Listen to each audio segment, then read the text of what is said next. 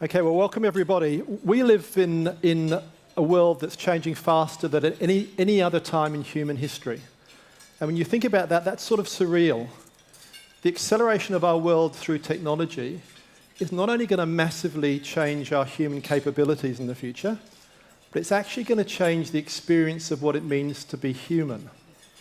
So the question we're going to explore with this panel is how will human beings and human societies evolve in the future? And will we, either directly or through our governments, have any control over what we become? Now, I'll introduce each speaker before they speak, but the format of today is that each speaker will speak for about 4 minutes. By the time all of them have spoken, we'll then throw it open to questions from the floor, and really delve as deeply as we can into some of these issues about what it means to be human, what is our basic humanity in a world of technological change. We're going to start with short speeches from panel members.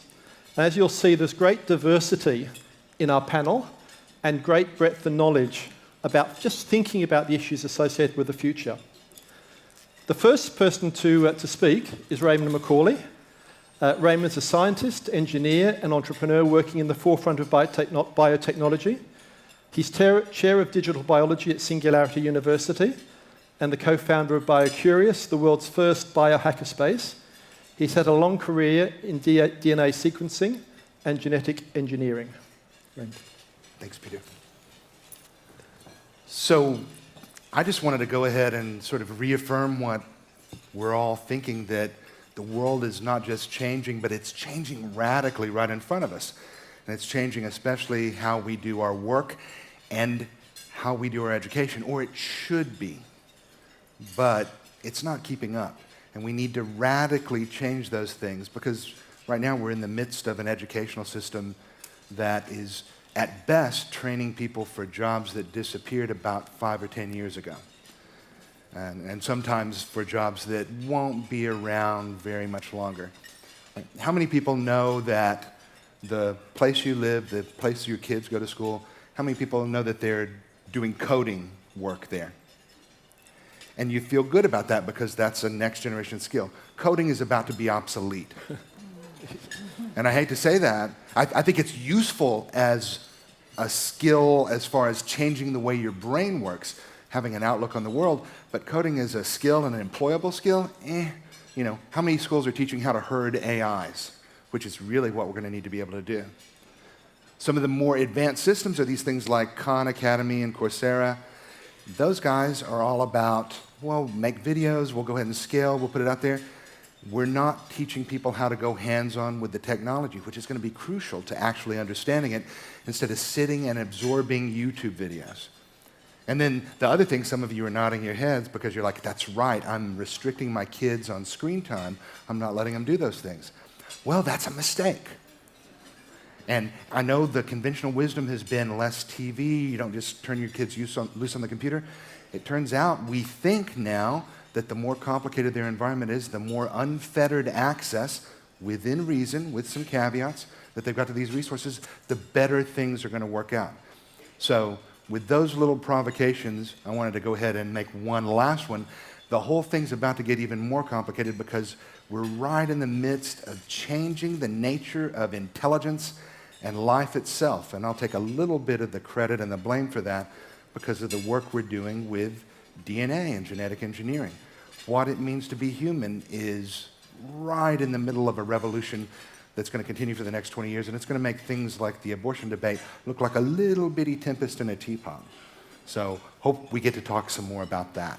Thank you.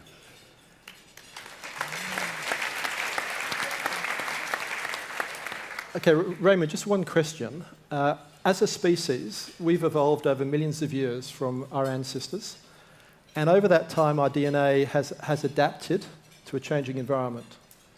We now live in a world where our DNA hasn't got the chance, hasn't got time to adapt, but we're starting to manipulate DNA in a way that could actually change our species and not rely upon the old way of adaptation over time.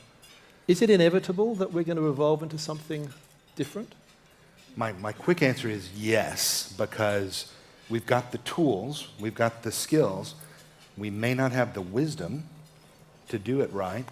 We've got a little bitty look at, the last couple of hundred years. What does it mean to be human, and what is that genetic baseline?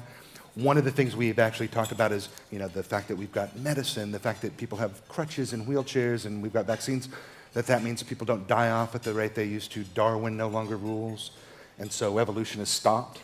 It turns out that's actually not true. We just found that out.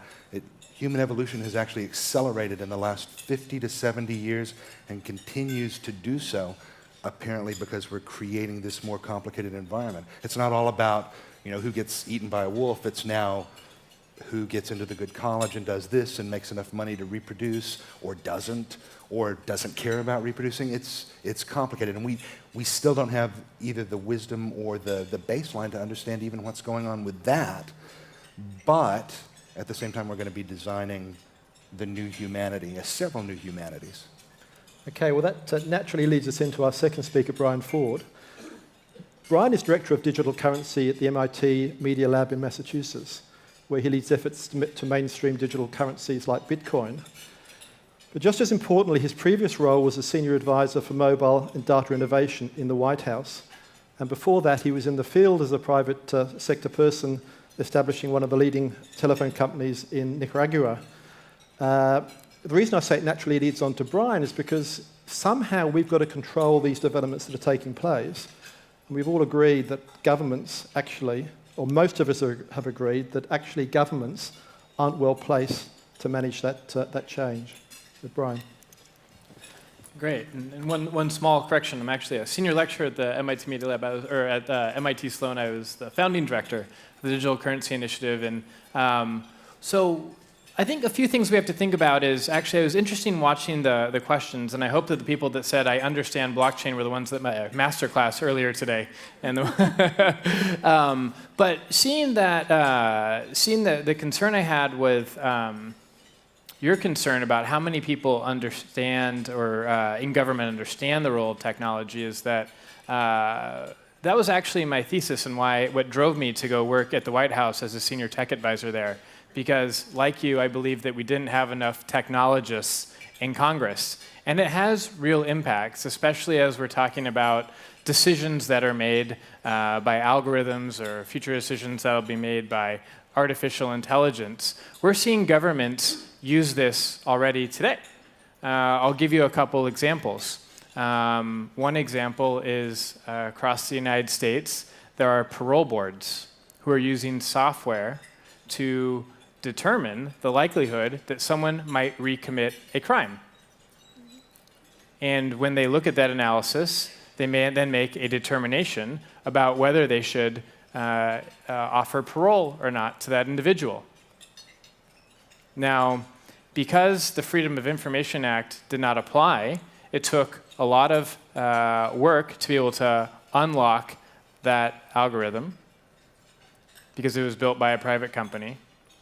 And when they finally unlocked it, they realized that it was systematically discriminating against African Americans.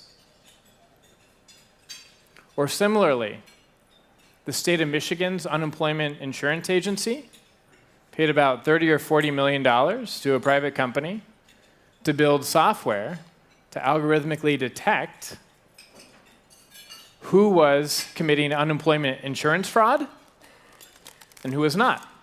Now, as a taxpayer, I want to make sure that people aren't defrauding the government. And that's what they were trying to accomplish. And sure enough, the software did a better job than the humans, because we saw a significant increase in the amount of people that were being caught committing unemployment insurance fraud. 2 years later, they did an audit. What they found was that they had a 93% error rate. Now, you guys laughed, but the real issue here is that the very people that this agency was meant to help was actually hurting them. People who had lost their jobs were now getting their wages garnished from the state. And so the difference between a software company and a government implementing this technology is that a government has the power to garnish wages or incarcerate you for a longer amount of time than you should have been. And that's a real impact on a lot of our civil rights. And what that means is we need more technologists at the policy table to help make these decisions. Because if we look at how many ways our economy, our healthcare, our climate, our jobs and the economy, et cetera, are going to be impacted by all of the technologies being discussed at this conference, you're going to recognize that if we don't have technology sitting at the policymaker table, we're not going to be able to handle all of this disruption that is happening in a responsible way. And our governments across the world will be on the wrong side of history. And I believe what's going to happen going forward is that the 21st century tax credit will actually have nothing to do with taxes. If you actually talk to a lot of startup entrepreneurs today, they could care less about your tax structure or your tax incentives for your company. You know what they care about? They care about regulatory sandboxes for the technology that they're using that has never been regulated before. And they want to make sure that they can operate legally and in trials with their new implementation of drones or artificial intelligence or Bitcoin and blockchain. And what you see some of the smarter governments doing at the city, state, and federal level around the world is creating regulatory sandboxes to allow for that experiment to happen in a safe way that protects consumer safety and consumer rights, but ultimately incentivizes innovation and economic growth. And without having more people like you in government, that won't be able to happen. So even though it looks unsexy to do, if you have leaders who are putting out a call, like we did in the White House, where we brought in more than 400 technologists in the Obama administration to be able to do that, then we're not going to be able to achieve everything that we're discussing here today. So look forward to your questions. Thanks, Brian, just before we finish on your area, we live in a world where the world is getting more and more complicated, and yet we live in a democracy. And the people are supposed to understand enough about government to be able to make a decision, hopefully rationally. What hope do we have in the future of understanding what government's doing when technology is accelerating at such a pace? So one of the things that we see tech companies doing over the last 5 to 6 years is that they just roll right over governments and they don't respect the local laws and the regulations. And they lack a respect for government and why these things were set up. And I think one of the biggest dividends, and we're seeing the ramifications for those companies around the world, as they're now embroiled in very difficult regulatory battles with these organizations, or with these governments, because they didn't respect them initially. And one of the actually most promising things that I just saw was a new proposal that came out of the FAA in the United States. And what they proposed is, if you have a startup that's working on drones, and you're applying for a new application or license, that they will, I think, speed up the application if you apply in collaboration with your local city or municipality,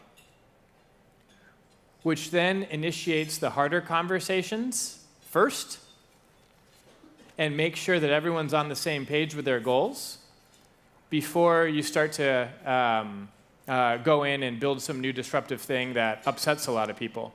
And so by incentivizing that dialogue, by increasing the speed of that certification or approval, then you have the right incentives for people to collaborate initially. And I think we're going to need to see that along the 10 or 15 emerging technologies that are coming out as they impact local, state, and federal governments. Thank you. All right, our third speaker is Patrycja Slawuta. Patrycja is an experimental social psychologist from New York who works at the intersection of neuroscience, programming, scientific embodiment, and business development. Patrycja focuses on how we can hack the subconscious programs in our brains to improve our overall performance and understanding. So we're now delving right into the psychology of what it means to be human in the world that we're going into. Patrycja. Great, thank you. I hate going after native speakers, because that's where I can hear my accent. I opened my browser yesterday. We had a lovely conversation during the dinner, and we were talking about, where are we going to be 5 years from now, and then 20 years from now. And I went back to the room around midnight, and I opened the browser, and there were two news. The first one was pictures from Jupiter that NASA has just sent in. Human collaboration at its best. Curiosity, exploration, growth, and going out there and seeing what's out there and bringing it back home for the sake of all of us. And then the second piece of news was from my home place, from Poland. Poland was just celebrating independence. And it was a 60,000 people march, pretty much fascist march, populist march, nationalistic march, when there were slogans were saying, clean blood, clean minds, and things like that. Again, human collaboration on its best, where people rallied around fear, anger, lack of respect, overwhelm of what's going on, sticking back into what is. And I think that really well shows the distinction between how will we use the human mind. I find that human mind is the most untapped natural resource. It can be mined for amazing things, collaborations, connections. The fact that we experience mind melts all the time with another human being, versus collaboration, creativity around how to destroy and distract. And so I think that split is something that we're experiencing right now. In the field that I work in, which is psych tech, our premise is that technology won't save the world, neither will it doom the world. It will multiply of whatever is. And what is right now? What we see is the human nature. And so that's why I think it's so important to really understand both the dark and the light and everything that humanity has, and we have a lot, to see what will be multiplied. Because whatever comes, it will be multiplied by technology. And so that's my provocative statement, is that we actually have to explore both the light and the good really in depth and really go back to the basics when it comes to psychology. Okay.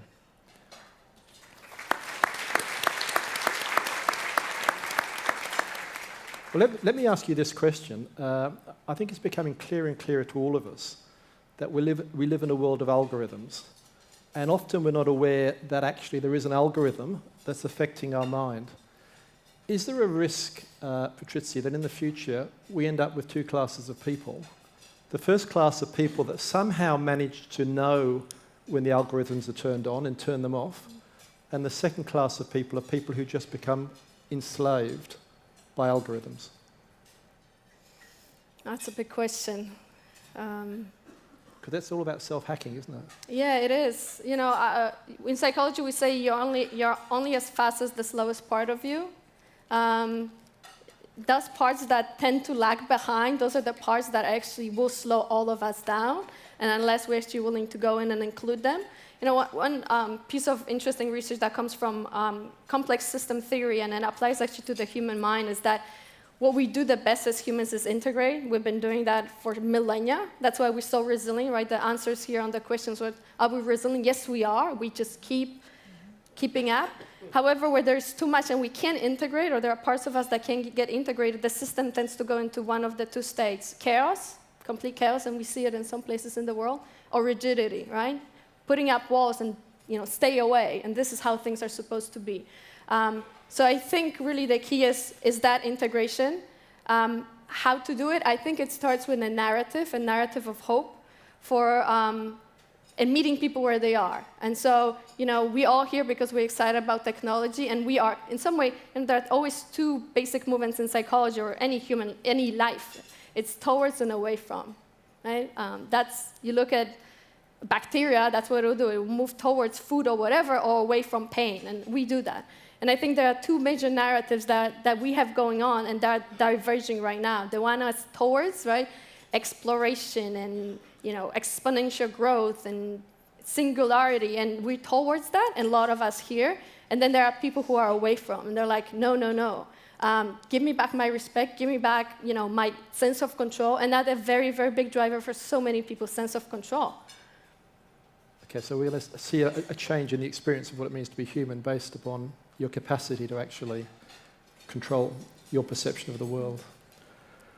All right, the next speaker, Neil Harbisson, is a cyborg.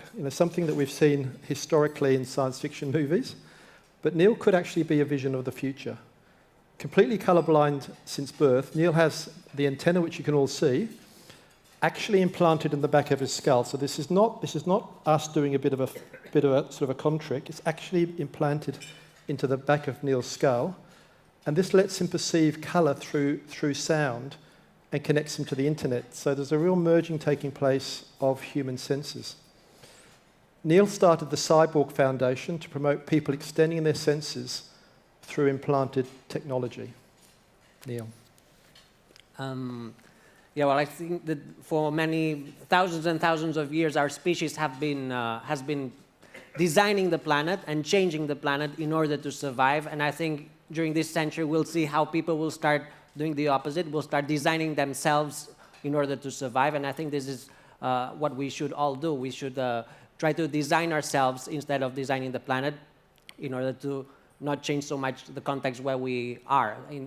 For example, if we all had night vision, we wouldn't have to use artificial light. If we all could regulate our temperature, we wouldn't have to use heaters and air conditioning. So if we all had night vision, cities would be dark. And I think we'll start seeing societies that will start having new senses and will have to design less the planet. And I think we'll start seeing this at the beginning by merging with technology, but in the future it will be more genetically, how we can add these senses and new organs by genetically modifying ourselves. So we will see the renaissance of our species during this century, and I think this is something that we shouldn't be afraid of. There's nothing bad in becoming less human.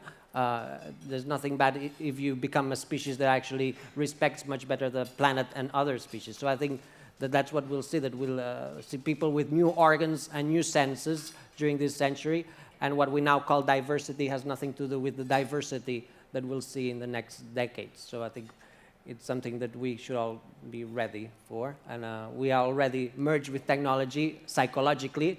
The next stage is that we'll also be merged with technology biologically, I think. Thank you. Thank you. Now, if that hasn't got everyone in the room thinking about the way human beings may emerge in the future, I'm not sure what will. But Neil, just a question for you. When you talk about using technology to augment our senses, that could have one of two impacts in the future. It could increase our sense of reality, or it could actually get us to a stage where none of us actually know anymore what reality is. How do you respond to that sort of question? Because it's exciting, but it's scary. Yeah, I guess there's not one reality. There's many realities. Each person has its own reality, and this is something we should, I guess, understand that there's not just one reality and not just 3 or 4. There's one for each person, because perception is unique to each person. So, but what we can do is have more stimuli that comes from outside to be able to widen our options of reality. So if you have more senses, you have more options of gaining stimuli from the outside world. So this can extend your perception of reality, but it will still be unique to each person. We all are perceiving reality differently. We're sharing the same language in order to be able to believe that we are sharing the same reality, but it's unique to each person. So. And it will still be like this when we have new senses. Okay, so if you all remember Star Wars, when Harrison Ford, whatever he was called in the movie, walks into that bar, and you've got a whole range of different types of creatures all communicating in different ways. I mean, in a sense, that is an extension of what you're talking about. It's human beings actually changing so that rather than one species, we end up with a multitude of species. Yes. Wow, okay.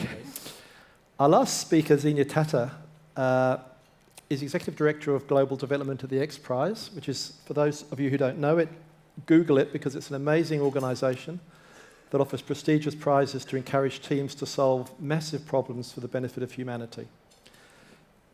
Zenia has spent over 20 years working with not-for-profit organisations and social enterprises in many different countries in the developing world, across a whole range of social issues relevant to the empowerment of disadvantaged people. Zenia.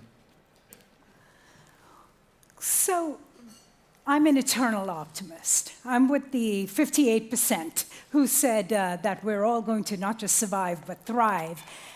And I'm really energized by the future and all the changes. And to your point, yes, there are multiple realities, but there's also going to be multiple futures. We cannot talk about the future as a singular. It is always implied as plural, because the future will look different from where you are. And the problem that bothers me is that 90% of all the brains in the world and the creative energy of the world is right now still solving for the problems of the top 10%, and we really need to change that equation. I'm a techno-optimist. At XPRIZE, we are major techno-optimists. We believe in exponential technologies, and if you're here tomorrow, you'll hear me talk about some of them. But technology is an amazing enabler to get to those better futures, not for some, but for all. So what I really want to push in all of your minds is, how can you, A, engage with this future, because you can. All of us, ordinary folk, are here to create the new iteration of what it means to be human. And I don't agree that that's only for some. All of us can participate in it, but we have to know what we're participating in, right? So at XPRIZE, we put up these large incentivized competitions, but more than anything else, we understand that this is a race for innovation, a race to be a better human species. And for every race, we understand that you need some rules and you need a very clear finish line. And that's what we give people. We give ordinary folk the ability to participate in this amazing technological race for a new world order by designing these prizes that give you a clear goal, and then people can participate in that. So I'm here to push the edge to say that if in our world today, if you want some tremendous breakthrough in a certain domain or a sector, don't ask the experts. Don't just ask the scientists. Don't just ask government, because they're the first ones to say no. The answers are going to come from the most extraordinary places, and places that you would never imagine, from people like you and I. And so I hope over the next couple of days, you're empowered to do something so much more, to take a big leap, to take a real moonshot for humanity. So, wow, thank you.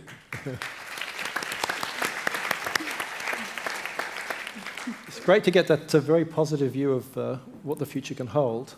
When you think about artificial intelligence, and you know, the gestation period for artificial intelligence has been a long time. Mm-hmm. But hey, is it accelerating now at a pace? And when you look at the future, do you think artificial intelligence, which will actually subsume our lives, yeah, do you think that will be an enabler overall for poor people? Or it actually increase the division between that top 10% you talk about, mm-hmm, and the rest of society? Right. I think initially it will create a division. But that division will go away rather quickly when we start applying AI for clean water, and AI for democracy and governance, and AI for ensuring that we can feed 10 billion people on our planet, and not just feed them, but nourish them by 2050. So when we start applying AI to some of the world's biggest challenges and problems, yes, that will get narrowed. The gap will get narrowed. And of course, you know, the technology itself, like we're seeing with all exponential technologies, is going to get more accessible, it's going to get more affordable, it's going to get more ordinary in that way. Okay, thank you.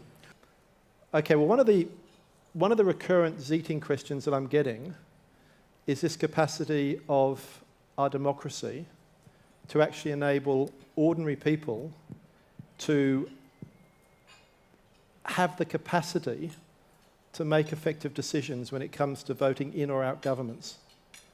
And that seems to be quite a prevalent sort of question that's coming from the floor, and it's certainly very prevalent in my mind. Which panel member, and I know, Brian, you've already spoken briefly about that, but any other panel members would like to speak about how democracy accommodates this fast-moving world?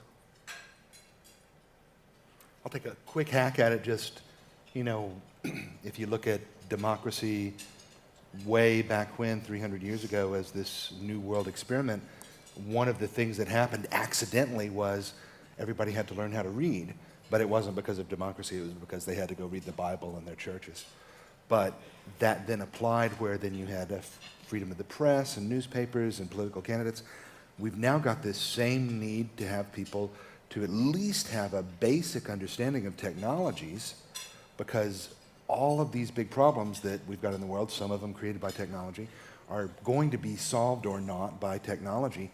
And our politicians have to understand what's going on. We have to understand so we can vote right, so we can fund things or prohibit things or make them mandatory. And so some of this stuff with the outreach that some of us are doing and showing people how technology works, I think it's so crucial, not just because it's interesting or it's a good way to get a leg up on the competition, but all of our kids and all of us have to really internalize, that these are complicated, nuanced problems that we can have opinions on instead of just having opinions handed to us by technocrats or, someone else. Okay. By the way, I've got a wonderful question that's come up. I've got a... Sorry, please. I guess my question is, how often does your government... We have, many of you are from a variety of countries here. How often does your government make you actually respond or engage with them? Once a year for voting? Once every 2 years? Once every 4 years? Do you get a receipt when you pay your taxes each year? Does it tell you what you're paying for in any substantive way? Hey, you paid X amount, and this percentage went to that, this percentage went to that. Did you get to choose what percentage went to where? Did they make you or force you to do anything more frequently than just voting? And so, if you knew more, because government's about priority setting. We choose to spend X amount on our defense budget, X amount on education, X amount on research. And so, how often do you get to participate in the budgetary process as well? Do you get a small percent, maybe 1% of what you paid in taxes? And as you're walking down the street, you see a little QR code and you're like, yeah, I'll send $10 to this park. Yeah, I'll send $50 to this school. Well, maybe you've got, $100 or $1,000, whatever it is. But there are governments, the city, state, and federal level, that are experimenting with participatory budgeting.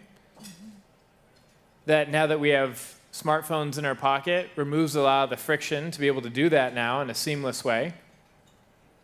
And so my question would be to the governments, how much are we asking our citizens to participate beyond just voting so that they can voice their opinion or be more informed and feel like instead of just writing a check every year, that they don't kind of goes into a black hole, that they have more agency, that they have more voice beyond their vote, and they're more informed, and they care more as well.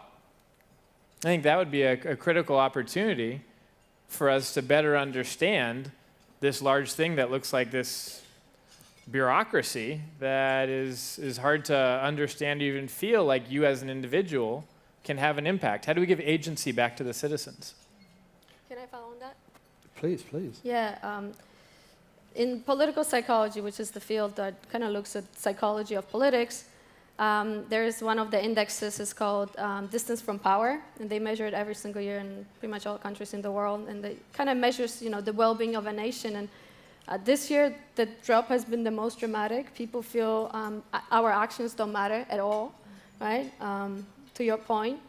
The trust in government, media, NGOs, and I think the leaders is the lowest since we have actually measured it, 2017. And so, again, it goes back to, how do we create a narrative where we actually feel empowered as individuals, as groups of people that just feel left behind and nobody cares. So, I might as well just make some rackets so that you pay attention to me. Yeah.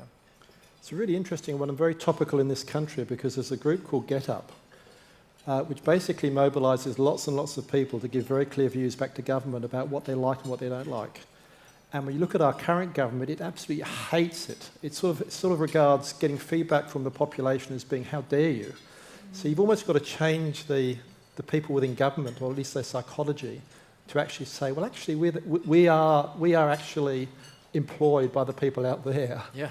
And we're going to be very responsive. Is that more advanced in your country? Whose country? Your country. Oh, in my country.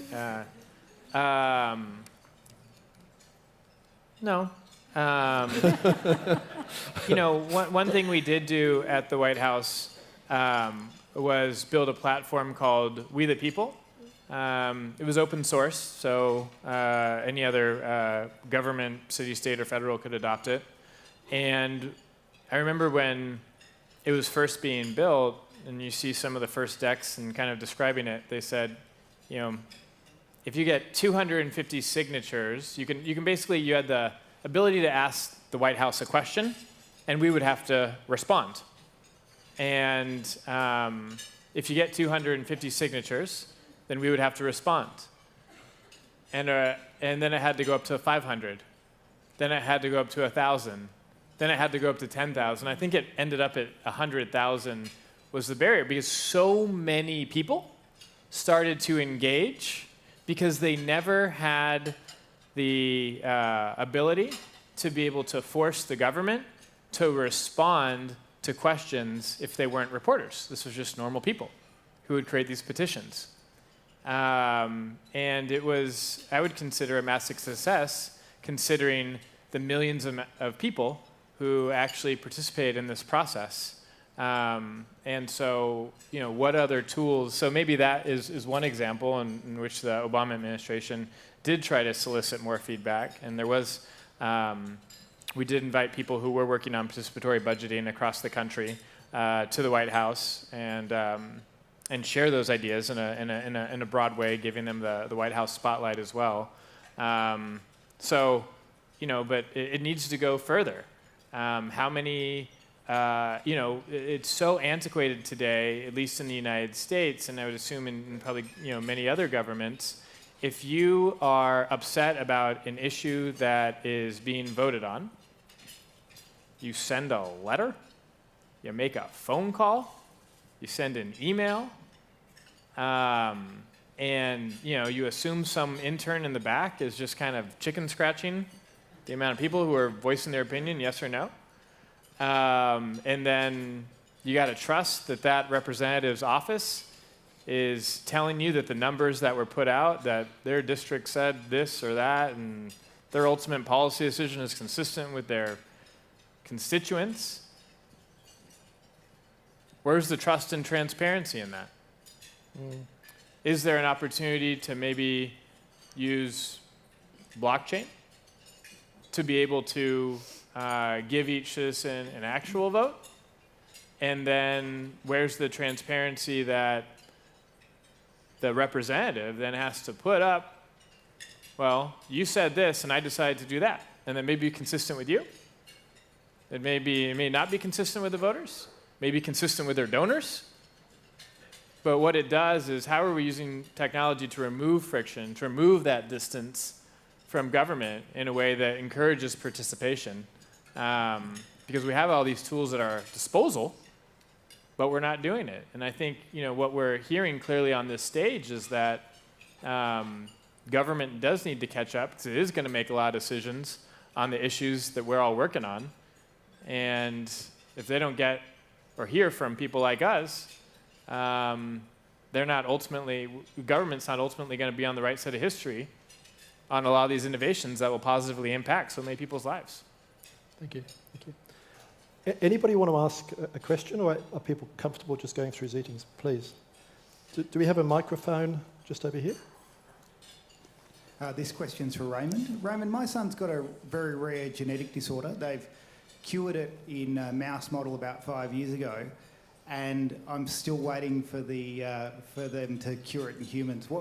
It seems to be taking... His illness is actually terminal, so the quicker they cure it, the more chance he has of survival. What's the hold-up? Well, first, I'm sorry to hear about your son, and I know there's nothing that's more heart-wrenching than seeing a child suffer like that. Without knowing specifics, kind of my basic answer, the umbrella there is regulatory pieces are what prevent us from taking research medicine and translating it into actual clinical cures. Sometimes that's appropriate because you want to have things very well scrutinized. Sometimes it's something that happens with a very risk-averse bureaucracy who doesn't want to be criticized after the fact for moving too fast on things. We're generally penalizing governments for moving too fast and not doing anything to reward them for moving too slow. And so it results in a very conservative regulatory system. But hope we get a chance to talk more, and there might be other things going on, and there might be other possibilities too. Any other questions from the floor? Over here, just this gentleman over here. Many years ago, there was a movie called The Rise and Rise of Michael Rimmer, and it was a satire. And what it is, that every single household had a voting television in their home, and then they had to vote on particular things. What you're suggesting a few minutes ago, if we're going to, as the population of the world increases, if you've got 1% of a particular group who don't want to support the Ugandan waterway, a government is going to have so many opinions. How could they possibly govern when you're going to give every single person on the planet eventually a say in their policy? So it's not you can do it in a variety of ways.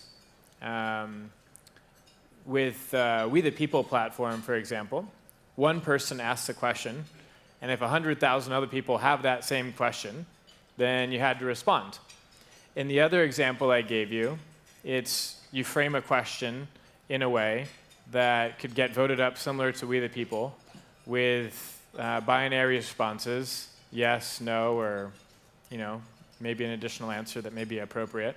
And then you tabulate from there. That was in response to actual policy that's being put on the floor.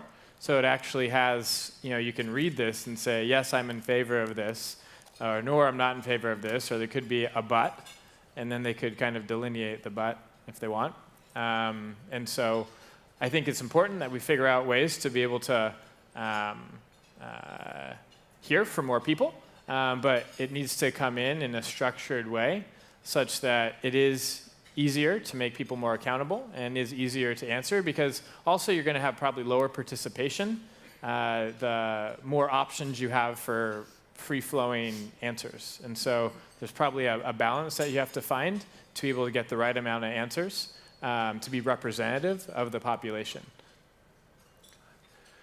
One of the questions that I'm getting quite often from Zeetings is for you, Neil. And the question is this, that people are fascinated by what you've done in terms of really challenging what it means to have different senses. What is your next stage of evolution in terms of really testing the boundaries of human senses?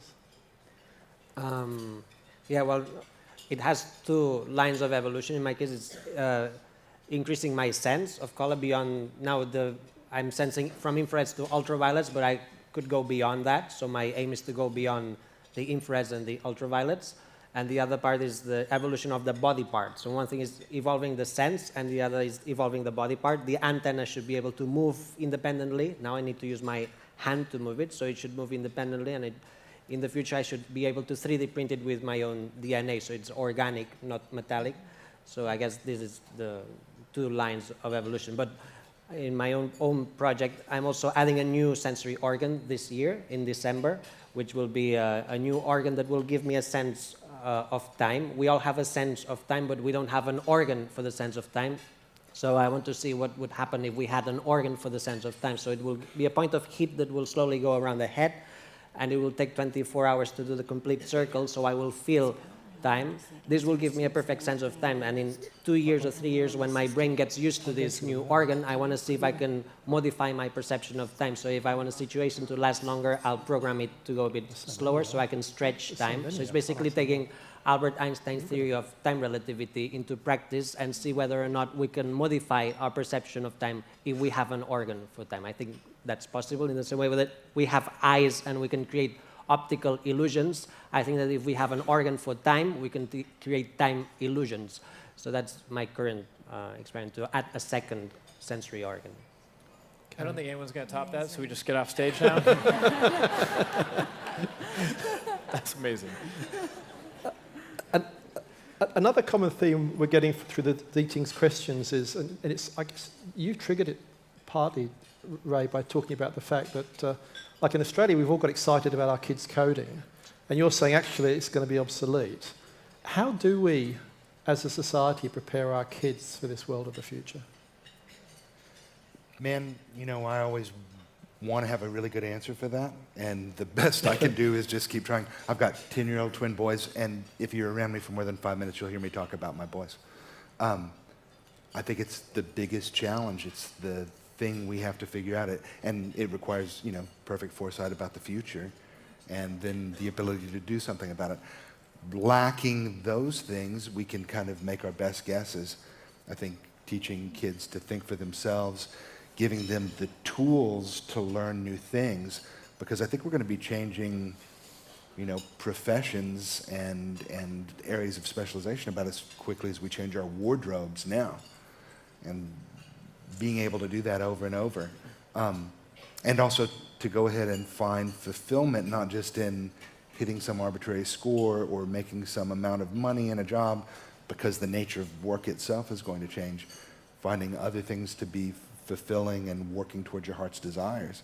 And those are, I know, really nebulous answers. I'd love to give you guys like, oh, well, here's the book and study this and do that. My answers to that change easily every 6 months. And so we get a lot of books and we try a lot of things at the McCauley household. But I think there's a lot we can do. Can I take that please. one as well? I actually do think that programming is the skill of 21st century, but it's not necessarily programming of a computer. It's self-programming. Starting with what you just mentioned, you know, the change is so fast. Learning how to learn, learning how you learn, downloading entire frameworks as opposed to just pieces of information. Frameworks that stick, frameworks that are powerful, frameworks on which you can put a lot of things and integrate them. And then finally, you know, learning how to self-program in terms of DNA. I mean, we see here this is already happening with you. And so this is all kind of tweaking with our mind and with our body, and that's how I see it. Okay. Any questions from the floor? On one hand, it's obviously reassuring that the group, a majority of the people here feel that humanity is going to be able to through this change. But do we think there's a bit of a risk? Does the panel think there's a risk of the technological elite and the better educated people making presumptions and underestimating how challenging this is going to be for your average man or woman who maybe isn't as in a position to have been as well educated or able to adapt as quickly as maybe some of the rest of us? Okay. Zenia, did you want to take that? I'll take that. So, in my worldview, what really divides us is opportunity. And it's opportunity to reach your full potential as through education, as an entrepreneur, probably access to investment, whatever it might be. That is the big divide, and our world has never really been an equal place. So I don't know why we all think the future is going to be this amazing egalitarian utopia. It's not. And whether you're working, I've had the privilege in my career of working with very, very grassroots technology and some of the poorest people in the world, and using technology to better themselves, all the way to what we're doing with XPRIZE and space travel and all the rest of it. And it isn't equal. And there are early adopters. At every level you see that. And there are people who are optimistic about it because they know that they can be. They have the opportunities that will allow them to act on that optimism. And then there are others that will be left behind, and then a decade later will come along. And so I don't think we should really look at the future as this egalitarian, leveled playing field. There is going to be disparity, and we have to be ready for that. Isn't the key point here, I don't know if that's on, isn't the key point here that actually these dynamics are actually going to drive and are driving substantial increases in inequality, and surely one of the things we should be solving for and using the technology is to actually address that natural trend? So I think it's a shame on us all if we're not using this to address that challenge as opposed to accepting it. True. I will though say that we are living in, some of the most abundant times that we have seen. We are living in relatively, for humanity, extremely peaceful times, where we're living in times where poverty, in terms of humanity, is at an all-time low, where we are able to access healthcare. Most people on the planet are able to live longer, etc. So there is a lot of abundance that is out there. But to your point, you're right. How do we harness these movements, these global trends? How do we harness technology to improve that rather than furthering the divide? And I believe there's a lot of good work. I know there's a lot of good work already going on in that regard. So, I think you're spot on. I think one thing that we discussed earlier today in our masterclass is that technology companies are financially incentivized to create moats, not bridges. And so if you look at some of the biggest platforms today, they basically want to, because data is new oil, right? They want to have as much data as humanly possible. They don't want to share it with others. They're not open and interoperable with other platforms. And so when that happens, if you actually look at the most valuable companies in the world, they're literally getting replaced. The oil companies are literally getting replaced with the companies that are now running off of data. And so we really have to be thoughtful about how competitive of marketplaces are we going to create going forward.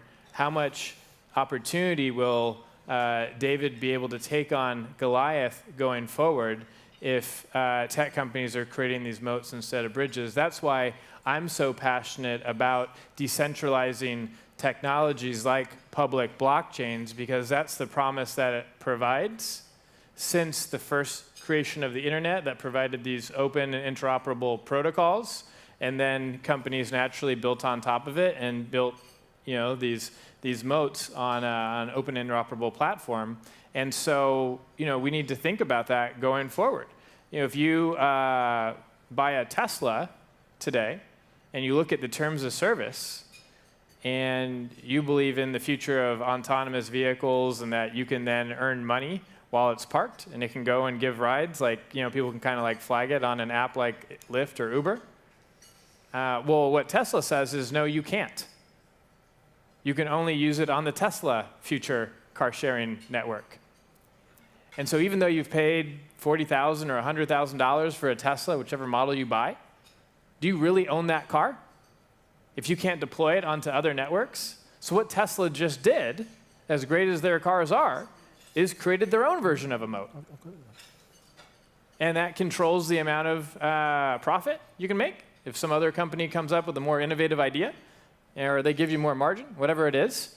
And so we have to be really thoughtful about how that's going to play out going forward.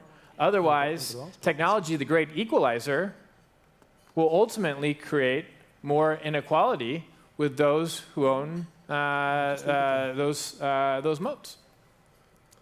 Can I take that one too?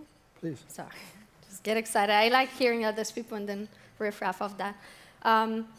Cambridge Analytica, which I'm sure you guys know about, claims that they can psychological profile 200 million Americans based on all the data that's out there on the internet, your Facebook likes, Instagram likes, credit card records that just leaked out recently, et cetera, et cetera. And this is being used, to target people to sell things.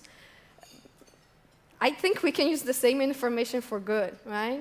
We can use the same information to gather the information where somebody else and tell them, you might like this. You might enjoy learning this. You might enjoy connecting with this person.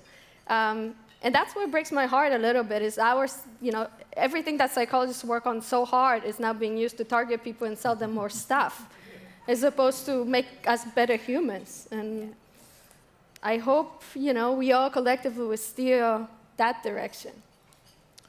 Okay, thank you. We've got lots of questions, so I'm going to go through them as quickly as I can. But one question that keeps coming up recurrently, and it's one that I don't pretend to really understand, so I'm going to get somebody to get up and explain it to all of us. And that's this issue of law enforcement exploring the use of P300 responses. Now, I think that's something to do with lie detection, but can whoever's been asking that question just perhaps stand up, come to the microphone, and make sure we're all on the same wavelength in terms of what the subject is?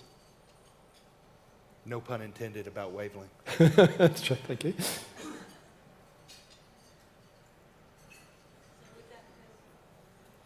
Is there anybody here who's going to fess up to asking the question? Because quite a few of you seem to have done, unless somebody's actually monopolizing seatings. Because we've been monitoring your brainwaves, and we know which one of you has. Exactly. So I can talk about it a little bit because we've seen some of this come through Singularity. There are a couple of technologies, among them some brainwave detection and characterization and classification, also some oral stress patterns and facial recognition, where the idea is, could you go ahead and basically perfect a lie detector and know whenever somebody's talking to you, are they telling the truth and lying? And then what would that be like if that's an app on your phone? And so you're having a conversation, you're in a business call, and somebody says, that's my lowest price. And it jumps and says, no, that is not. And it's like, honey, I'm going to be home. We've just got to work like, no, he's lying, right? And you can come up with all these funny sitcom situations, but it's really very spooky if you think about this social and very human cover where we tell white lies or sometimes really big lies, but to have machines that would now be able to tell, and maybe except for everybody except for some sociopaths, although the P300, that it's a neural waveform that they think that, whenever somebody is deliberately lying, even if someone's a sociopath, it would be able to zero in. Would people then self-incriminate? Would we have needs for courts and juries? Or would we just go ahead and say, no, we can tell when somebody's telling the truth and not, and instead of people weighing what we think? And there's really even this bigger question, if that's not big enough, of, we always kind of have this false dichotomy of humans versus machine and emotion versus emotionless. But really our machines, if we let them, can be very good at looking at emotion and determining emotion and maybe helping us out. One of the things that we were just talking about up here, this idea, and I always like to couch this in the terms, for a long time science fiction has always seen all of this stuff and seen Big Brother. And, with Edward Snowden and the release of everything going on with the NSA spying on everybody in and outside of the US, we know how real that Big Brother stuff can be. But we also know that technology is getting better and better and cheaper and faster, and that I've got in my pocket a phone that is better than all the computers, not just in the Apollo spacecraft, but the whole NASA apparatus had at the time that we were doing moon landings. What would it be like then if I had my own version, not of Big Brother, but Big Sister? And Big Sister, all Big Sister cares about is making me happy, making me healthy, helping me do things, ordering the stuff that I'm out of in my refrigerator, and then ordering the healthy stuff and putting it at the front of the refrigerator so the bonbons are in back and I'd have to clear the broccoli out before I see it. I mean, just think about all the things, and then is Big Sister a nag, or is Big Sister really helping you out and watching out for, here's the coupon for the thing, and oh, we need to go ahead and get your heart rhythm checked and all these things. I mean, if you think about it, that would be that not dystopian future, but this beautiful future where it's like an angel on your shoulder watching out for you. So this is what I think the challenge and the awe-inspiring parts of these new technologies are. By the way, when I was at Singularity University, one of the lecturers came in with the old-fashioned Google glasses, which weren't terribly successful. But what he said is the next version that comes through will actually do what you've talked about, be able to read emotions in terms of the person you're speaking to. So you think about it, you're going to negotiations, whether it's for a higher wage from your employer or whatever it is, and your glasses will actually be informing you how that person's reacting to your questions. And his conclusion was that what will happen is that when we go into negotiations, we'll actually leave our glasses outside of the door, so we're not given this information. We have to rely upon our basic humanity. But it's an intriguing world that we may be entering into. Well, why do we need glasses to read other emotions? You're a psychologist, Patrycja. That's precisely right. I mean, we see that, with the I generation that spends so much time online, they're actually getting worse and worse in reading emotions. No, it's more that when you negotiate a deal, what you're trying to do is you're trying to actually push the person as far as they're prepared to go. And if you can actually read signals like, his heart rate is now increasing, you sort of know that you're getting close. But, physically, that's harder to read for most human beings. So there's something. It's actually possible. That's the beauty of it. Okay, neural coupling. I mean, our nervous system reads another nervous system if we're calm and we're present with that person. And I think that's what we're actually missing right now. Okay, well, that's maybe the most important thing we've got to teach our kids, by the way, that ability to interpret other human beings. One of the really interesting questions is that it's a question. It's been well documented that those struggling financially and from lower socioeconomic areas have become more and more disengaged and apathetic about our society. They're quickly becoming the majority of our society, and that trend could accelerate if jobs do become an issue in the future.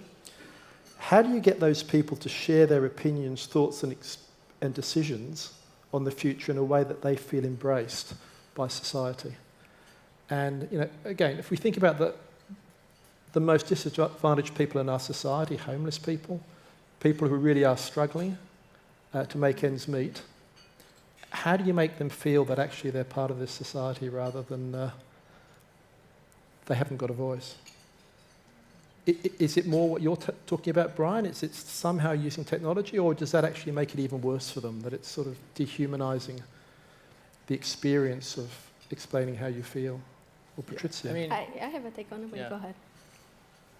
I just want to make sure that the premise is true, and that I would actually before you kind of make this comment on, and I think one of the concerns is actually it's not about apathy. It's actually about time. People who have to work 2 shifts, 3 shifts a day, 7 days a week, don't have the time to engage. It's not about that they don't want to engage, it's they don't have the luxury of doing that, or that transportation to get from point A to point B takes them 2 hours instead of 30 minutes. And so to me, it's about time and resources and less about apathy, because there's probably no one who cares more about the public policy that impacts them more directly than them, and rather than the folks that have the time to be able to vote on it. Patrycja? 2 thoughts just on that. The first one, research done at Princeton by Susan Fisk, and she actually shows that when we're disgusted by somebody, and somewhere when we don't fully see them as humans, that dehumanization piece, actually the part of the brain that is responsible for detecting human face gets turned off. and it doesn't get detected. In some way, it's seeing people as objects. When people ask, talk about this homeless person or whatever, but when they ask the people in the scanner, they say, well, imagine what do they like to eat for breakfast? Imagine, what was their childhood like? Suddenly we start seeing other humans as human beings again. And I think that, in psychology, we would say that one of the basic needs that we have as human beings is to feel seen, felt, and heard, right? See my presence, see my humanness, and see my struggle, and just see me for who I am. And I think technology can definitely help with that, and giving voice to those people, yeah. Because you will see, we act up when we don't feel seen, heard, and felt. One of the technologies that is already working in this space is mixed reality, right? Augmented reality, virtual reality especially, and where we're seeing now VR being used more and more for even for governance. So I have some friends in India who are filmmakers, and they're filming natural disasters and then in VR, and then showcasing it to decision makers in VR so that they can make educated decisions based on empathy. In the U.S., the police council, or I'm not sure of the exact name, but the sort of the nonprofit that governs all the police forces, and they're starting to adopt and train police as well. They're starting to adopt VR to engender deeper empathy among law enforcement. So you can start to see some of these lines being blurred in different ways using technology. But I mean, the old-fashioned ways, or the old-fashioned truth is still the truth, which is those communities need to be engaged. Yep. And technology is just an enabler to engaging them. The intent has to be there, and then how you do it, through the technologies of today is something separate. And going back to the gentleman's point earlier about inequality in technology, Amazon Prime rolled out same-day service in 5 cities across the U.S. Now, some may say Amazon Prime's a luxury. In the US, I think 60% of the homes have Amazon Prime, majority. And so when they rolled out Amazon Prime, they rolled it out same-day service. They rolled it out to the rich neighborhoods, not the poor neighborhoods. Yet the people who actually needed Amazon Prime more were folks in the poorer neighborhoods, because they're working 2 or 3 shifts, and when they come home, they have to find the quickest way to find that extra set of diapers or bananas or cereal or milk for the next morning, and they don't have that time. And as it turns out, the local stores charge a premium in those areas. And over a year, it adds, I think, $800 to $1,200 a year to those bills. And so, ironically, the people that would use it or benefit from it most were the poor folks that they weren't considering. And that goes back to the diversity of your team. Does the team that's building this out have the set of lived experiences that allow you to come up with these types of insights that may not be naturally intuitive for an upper middle class engineer? And I know the topic, or the part of the culture of this entire event that was being explained to me was inclusivity. And so the ramifications of our decisions are having huge public policy consequences as well. And so, maybe an innovative idea is, instead of giving out food stamps, you give out Amazon Prime. And you make it easier to save people time, because it's not apathy that they have, it's time that they don't. And that could give people more time to be able to vote and care more. So that's how I would start to think about pulling together all the ideas and questions that you've pulled together in terms of government and inequality and inclusiveness. And to just really quickly mention another disenfranchised group, economically, I think that's so important, but also those of us who are getting older, let's just say. So all of these apps that we now depend on for our daily existence tend to be designed by a bunch of 20-somethings that are in Silicon Valley, who tend to have one view of the universe and really good eyesight, right? And so one of my first genetic engineering projects is going to be to have longer arms so I can actually read all the stuff on my, I'm just saying. And to kind of turn that around and though think about it another way, we just passed this point where we have more people in the whole planet who are over 50 than we do who are under 16. And this is a first for the human race. So we're living longer and there are more of us doing it. Really, if another way to look at that, folks 50 and over are a market that are as big as China. And so whenever I tell that to people in Silicon Valley, they're like, oh, maybe we need some resizable text. and some of that is just, aligning the incentives and getting people to do things where they say, now it profits us to address that market. It doesn't have to be, a false dichotomy. Okay, Zeetings is actually proving to us that we're getting more and more dependent upon technology. Is there anybody who's going to give us the human experience of actually standing up and asking a question? Anybody? Thank you for a fascinating session, by the way. So we are increasingly seeing governments, when they realize the disruption that the internet can cause to them, to their perceived control, to take action to restrict the internet in some way. And I suspect as blockchain and artificial intelligence, as they gather a better understanding of these technologies, they will move to do the same. I'm interested in the panel's view as ultimately who's going to win. Is it going to be the governments that try and control these technologies, or is it going to be the technology themselves and their users?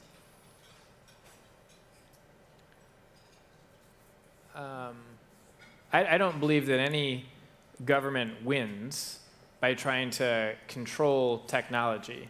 When Donald Trump says that he's going to call Bill Gates to turn off the internet,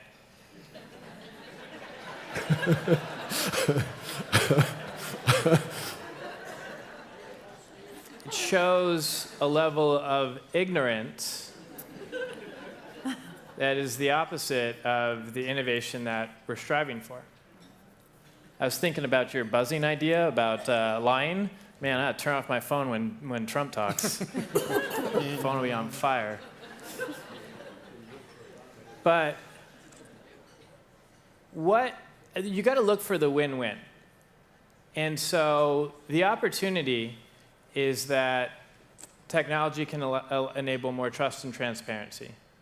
But we also have to look at that consumers' rights and consumers' safety is not trampled on by technology companies, which we see time and time again.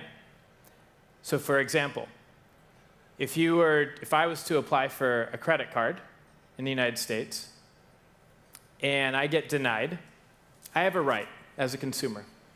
I have a right to call up the credit agency to send me the results of or show me the information that was used to make that credit decision. Now, it may have errors in it, it may not, but I have the right to see it and then call and fix it.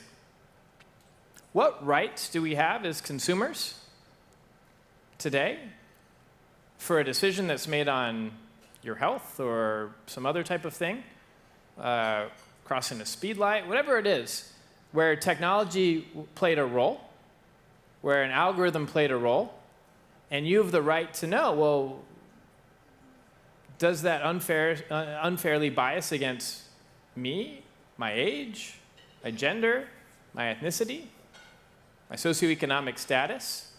And so what a government needs to do is just ensure as we move forward that we have the same level of rights as we did before in our analog world. And I think that's going to be important, but our elected leaders also need to have a technical background. Less than 4% of Congress in the United States has a technical background. Jeez. Are they truly prepared for the 15 different emerging technologies that are coming out? Because it's just not AI and blockchain. It's drones, it's CRISPR, you name it, that are coming, autonomous vehicles. And so we need to make sure that you guys are voting to have people who do have a technical background in your legislative branches if you truly care about this issue. Because they need to work collaboratively. they're not at odds. What we found is when they're at odds, actually no one benefits. And that's the opportunity. Do we have any more time, Tanya, or are we? We're pretty much done. Have you got one quick question? Very quick question. Thank you. I'm going to throw this one to Neil. Hi, Neil. Embracing non-binary gender identification aside, do you think observing gender neutrality as a default setting for governing policies addressing human identity and civil rights will aid smooth implementation of Cyborgian principles? One more time? Yes, just again. Okay, so embracing non-binary gender identification aside, do you think that observing gender neutrality as a default setting for governing policies addressing human identity and civil rights will aid smoother implementation of Cyborgian principles? Well, I'll try to more or less connect. Maybe, I guess there is a parallelism between gender and gender identity and species identity, and there's a parallelism in historical things that have happened and are happening, like bioethically. Most transgender surgeries were not accepted anywhere in the 50s, 60s, 70s, and now some countries are accepting transgender surgeries. They are seeing it as ethical. Nowadays, trans-species surgeries are not seen as ethical. The addition of senses and organs that are not traditionally human is not bioethically accepted now. Like my surgery was not accepted by a bioethical committee because they started adding senses and organs that are not traditionally human is not ethical. But I think that in the same way that transgender surgeries are now accepted in many countries, trans-species surgeries will eventually be accepted as ethical. And I guess there are similar situations or struggles in the transgender community and the trans-species community. Becoming a cyborg is, in a way, becoming a trans-species, because if you are adding organs or implants and senses that are not traditionally human, then you're no longer, the definition of human no longer fully defines you in a way, in a biological way. In my case, I have an antenna. The definition of human doesn't include antenna, and I have infrared and ultraviolet perception, which is not traditionally human either. So I do feel trans-species, and maybe that's something that will, there will be a parallelism, and so. Okay, well, maybe just to sort of tail this, I think one of the things that's come out of this discussion between all of us is that we're moving into a really complex world, and we can't rely on government to actually sort it out. We've got to have this interactive experience between us and the people in power, and that means we've got to actually have our voices being heard. We can't leave it like we used to, vote the government in, then forget about it to the next election and just grumble along the way. We've got to have a conversation, and that means each of us actually standing up and being proactive about our thinking. Could I ask you to all thank the panellists for what hopefully you've very much enjoyed.